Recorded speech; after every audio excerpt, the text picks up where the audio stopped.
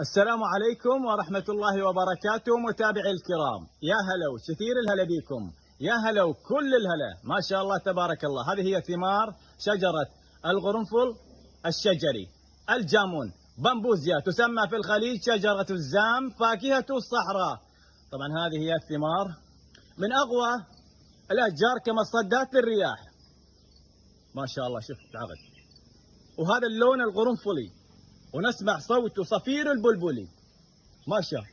يا سلام، البلبل يحبها ويغرد حواليها. طبعا هذه ترتفع حتى 10 متر في دول آسيوية. طبعا هذه الثمار تتدرج بالألوان من الأخضر إلى أن تصل اللون القرمزي. في بعض دول آسيا يستخدمونها مربى، بس عوزها جيمر عرب وخبز تنور. وأيضا تستخدم في آسيا، جنوب شرق آسيا، عصيرها ما شاء الله روعة. هذا هو العصير.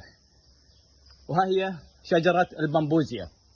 طبعا راح نشوف الجذع، ما شاء الله تبارك الله، من أقوى الأشجار كمصدات الرياح، وأيضا من أقوى الأشجار من حيث الإصابة. لا تصيبها أي حشرة، ما تصيبها لا صانعة الأنفاق ولا ذبابة الفاكهة. طبعا تتوفر البذور من الشجرة إليك، نقل مباشر. البذور حيوية طازجة، تبذر مباشرة. هذه هي بعض من البذور اللي واقعة طلعت مباشرة. طبعا هذه هي الثمار، على طول تغسل أو تؤكل، وبعدها تغرس مباشرة، تكون طرية طازجة. إذا جافة ما راح تطلع.